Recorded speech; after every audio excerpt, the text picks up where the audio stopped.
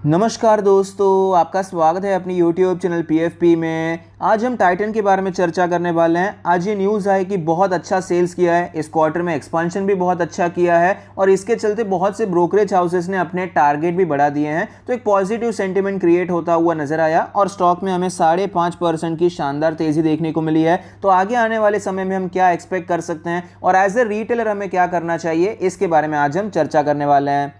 सबसे पहले financial trend देख लेते हैं। आप देख पाएंगे टाइटन का फाइनेंशियल ट्रेंड काफ़ी ज़्यादा हेल्दी है। रेवेन्यू और प्रॉफिट हमें कंटिन्यूअसली बढ़ता हुआ नजर आता है और 2022 में तो ऑल टाइम हाई रेवेन्यू और प्रॉफिट कंपनी ने रिपोर्ट किया है। शेयर होल्डिंग पैटर्न के बारे में बात करें तो टोटल प्रमोटर होल्डिंग 52.9% है, जिसमें से कुछ भी प्लेज नहीं है। Mutual fund 4.5%, other DII 5.5%, FII 18%, retail and other category में भी 18.5% की हिस्सेदारी है और पिछले कुछ क्वार्टर में कोई बड़ा चेंजेस भी आपको देखने को नहीं मिला है। वैल्यूएशन के बारे में बात करें तो टाइटन का पी रेशियो 82 का है, जबकि सेक्टर का 129 है। प्राइस टू बुक रेशियो 19 है, जबकि सेक्टर का आपको 6 के आसपास नजर आता है। तो वैल्यूएशन आप देखेंगे तो सेक्टर के मुकाबले आपको सस्ता नजर आता है, लेकिन एक्चुअली ये 82 का पीई रेशियो भी सस्ता नहीं है। वैल्यूएशन ये भी हम सस्ता नहीं कह सकते हैं, सेक्टर के हिसाब से आपको थोड़ा बहुत सस्ता नजर आता है।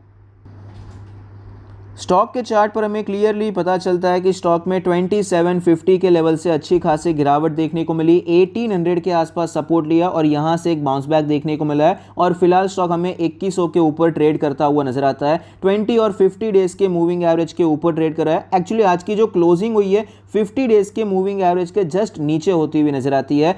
डेली RSI 57 का लेवल है, आज अच्छी तेजी आई है तो मोमेंटम हमें यहां पर बढ़ता हुआ नजर आया। इंपॉर्टेंट लेवल्स के बारे में बात करें, डेली चार्ट पे जो इंपॉर्टेंट सपोर्ट और रेजिस्टेंस हमें दिखाई पड़ता है, फिलहाल यहां पर जो रेजिस्टेंस है 2300 के आसपास का लेवल है और सपोर्ट के बारे में बात करें तो अप्रॉक्सीमेटली 1900 के आसपास का लेवल दिखाई पड़ता है। ये रेजिस्टेंस इंपॉर्टेंट क्यों है? क्योंकि यहीं से स्टॉक हमें रिटर्न होता हुआ नजर आया और ये सपोर्ट इंपॉर्टेंट क्यों है? 1900 से पहली बार जंप देखने को मिला, फिर इंट्राडे में टूटता हुआ नजर आया लेकिन वापस ये ऊपर आ गया था, तो 1900 का लेवल एक इंपॉर्टेंट सपोर्ट हो जाता है। वीकली चार्ट के हिसाब से बात करते हैं, वीकली चार्ट के हिसाब से भी रेजिस्टेंस आप देख पाएंगे 2300 का ही दिखाई पड़ता है। एक्चुअली ये 2200 और 2300 का ये 100 रुपए का जोन है जो कि एज ए रेजिस्टेंस हमें दिखाई पड़ेगा। सपोर्ट के बारे में बात करें तो 1900 का सपोर्ट ही यहां पर हमें दिखाई पड़ता है। मंथली चार्ट पे चलते हैं, बड़ा व्यू लेने की कोशिश करते हैं तो रेजिस्टेंस तो यहां पर भी सेम है, 2300 का लेवल है और सपोर्ट के बारे में बात करें तो सपोर्ट एक्चुअली यहां पर थोड़ा सा नीचे शिफ्ट हो जाता है। जो इंपॉर्टेंट सपोर्ट मंथली चार्ट के हिसाब से वो 1600 का लेवल है, क्योंकि यहां पर इसने ट्रेड किया, फिर एक ब्रेकआउट देखने को मिला, बड़ा मोमेंटम देखने को मिला, तो यहां पर वीकली चार्ट के हिसाब से जो सपोर्ट था वो अप्रॉक्सीमेटली 1900 का लेवल था। तो इन सब लेवल्स को ध्यान में रख के हमें काम करना चाहिए। अगर हम यहां पर शॉर्ट टर्म के लिए खरीदारी करना चाहते हैं, मतलब कुछ दिनों के लिए, 2-4 दिन के लिए या फिर 1-2 हफ्ते के लिए, 10-15 दिन के लिए, तो मेरे हिसाब से अभी के लिए करंट मार्केट प्राइस पे खरीदारी करने से बचना चाहिए, क्योंकि अभी आपका स्टॉप लॉस बहुत ज्यादा बड़ा हो जाएगा। एक तो इतना बड़ा गैप क्रिएट हो चुका है, तो यहां पर अगर आप खरीदते हैं इमीडिएट रेजिस्टेंस तो आपको ये 2300 का ही लगने वाला है, तो रिस्क रिवॉर्ड रेशियो यहां पर बिल्कुल नहीं बैठ रहा है।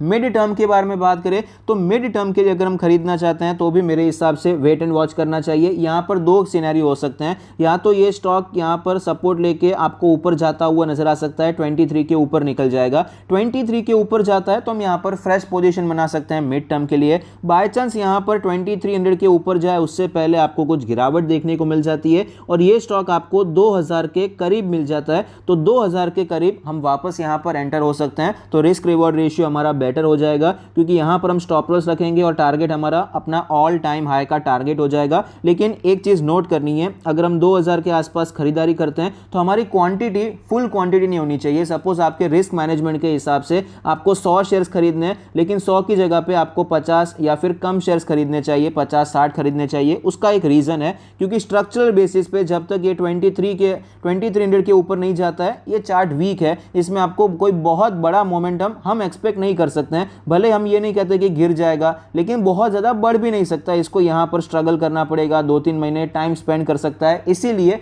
फुल क्वांटिटी में 2000 के प्राइस पे मिड टर्म के लिए एंटर नहीं होना चाहिए, वहां पर हम आधा एंटर होने के बारे में सोच सकते हैं। 2300 के ऊपर वापस अपनी क्वांटिटी बढ़ा सकते हैं। मिड टर्म के लिए हम इस प्रकार से प्लान कर सकते हैं। अब आते हैं लॉन्ग टर्म के लिए निवेश करना चाहें तो कैसे करना चाहिए। तो निवेश के लिए तो हमने कई बार इसे वीकली एनालिसिस के वीडियो में भी कवर किया है, best stocks to buy now की वीडियो में कवर किया है, यहाँ पर कई बार हमने निवेश किया है। तो अगर आपने ऑलरेडी यहाँ पर निवेश किया है अच्छी बात है, अगर आपने निवेश नहीं भी किया तो भी मेरे हिसाब से मौका अभी हाथ से निकला नहीं है।